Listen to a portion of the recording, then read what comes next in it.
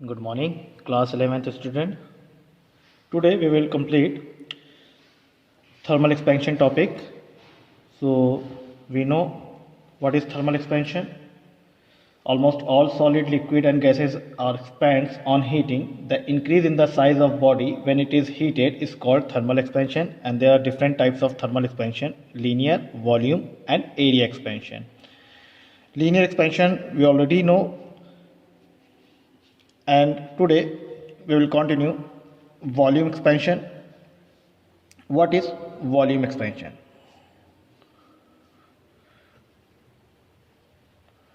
This expansion is also known as cubical expansion. जैसा कि नाम से आप क्लियर हो रहा होगा, वॉल्यूम एक्सपेंशन जब किसी बॉडी के वॉल्यूम में कोई चेंज आता है टेम्परेचर बढ़ाने पर, तो वहाँ पे जो एक्सपेंशन होता है वॉल्यूम में, वो हमारा वॉल्यूम एक्सपेंशन होता है. मान लीजिए कोई 3D ऑब्जेक्ट है हमारे पास, ये बॉडी है, जैसे कि एक क्यूब है एग्जाम्पल के तौर पे. ठीक है, अब इसमें मान लीजिए इसका वॉल्यूम V है. अब हमने इसको हीट किया, इसको टेम्परेचर इंक्रीज़ किया, तो होगा क्या, इसके increase change in volume change होगा. टेम्परेचर अभी मान लीजिए T है, हीट करने पर इसके चेंज इन टेम्परेचर भी हमने इंक्रीज़ किया, तो डेल्टा T. तो कहीं ना कहीं delta V is directly proportional to V होगा, and delta V is directly proportional to delta T भी हमें पता है. ठीक है, अब इन दो कॉमन फैक्टर को हम कंबाइंड लिख सकते हैं. Delta V is directly proportional to V into delta T. So इस डायरेक्टली प्रोपोर्शनल को हटाकर हम एक कांस्टेंट का यूज़ करते हैं, gamma V delta T, where gamma is equal to delta V upon V into delta T. Now what is gamma? Gamma is the coefficient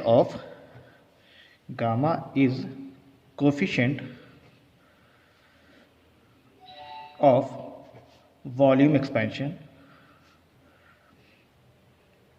Similarly, in linear expansion, alpha is a thermal expansion, coefficient of thermal expansion for linear expansion, and gamma is a coefficient of volume expansion.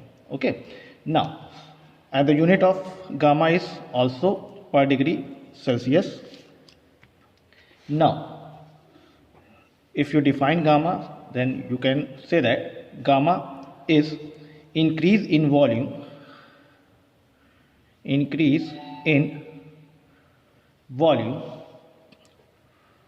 per unit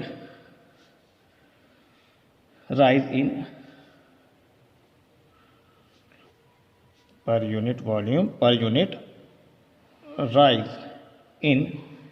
temperature. Means आप ये बता सकते हैं कि अगर 1 degree temperature बढ़ाने पर 1 unit volume में कितना चेंज आता है, ये कौन बताता है? गामा. ओके, ये डिफरेंट ये भी आपका डिपेंड करता है लार्जली टेम्परेचर पर. Gamma is depend on largely temperature and material. किस मटेरियल की बॉडी बनी है उस पर डिपेंड करता है, और टेम्परेचर पे बहुत डिपेंड करता है. ठीक है, और एक इम्पॉर्टेंट पॉइंट नोट कीजिए, at low temperature gamma increase करेगा अगर टेम्परेचर इंक्रीज करेंगे तो, और एट हाई टेम्परेचर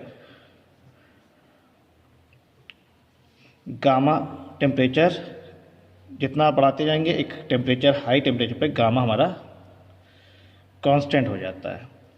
ठीक है, इस चीज़ को नोट रखिए, इम्पॉर्टेंट पॉइंट है. लो टेम्परेचर पे हमारा, जैसे कि मान लीजिए temperature delta T less than 100 degree Celsius पे ही ये चीज़ हमें मिलती है. और एक ग्राफ प्लॉट किया जाता है गामा और T के बीच में. इसको भी आप देख लीजिए, दैट्स y एक्सिस पे गामा, इधर हमारा टेम्परेचर, कुछ इस तरह से.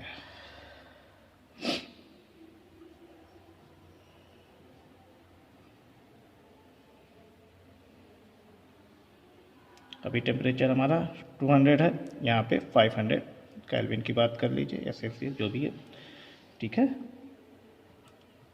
तो आप देख रहे हैं गामा की वैल्यू हाई टेम्परेचर पे कांस्टेंट हो जा रही है, लो पे गामा की वैल्यू जैसे जैसे टेम्परेचर बढ़ रहा है वैसे वैसे गामा की वैल्यू भी इंक्रीज़ कर रही है, बट एक टेम्परेचर पे कांस्टेंट हो जाता है गामा हमारा। ठीक है, ये ग्राफ आप ध्यान रखिएगा, कोएफिशिएंट ऑफ वॉल्यूम एक्सपेंशन और टेम्परेचर के बीच में। ठीक, नेक्स्ट टॉपिक हमारा है एरिया एक्सपेंशन। एरिया एक्सपेंशन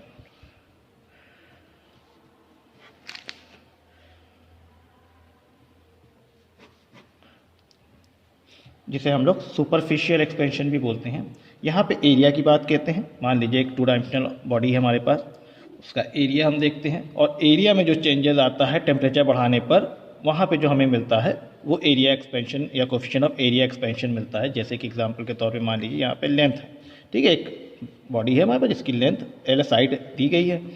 अब इसमें भी वही चीज़ है कि भाई मान लीजिए अभी एरिया ए है, टेम्परेचर बढ़ा अभी टी है, टेम्परेचर बढ़ाएंगे तो कहीं ना कहीं टेम्परेचर चेंज करने पर क्या होगा भाई, एरिया में भी चेंज आएगा। तो हम कह सकते हैं delta is directly proportional to delta T, या delta A means area is directly proportional to area, इसको हमने कंबाइन किया, delta A is directly proportional to area into delta T.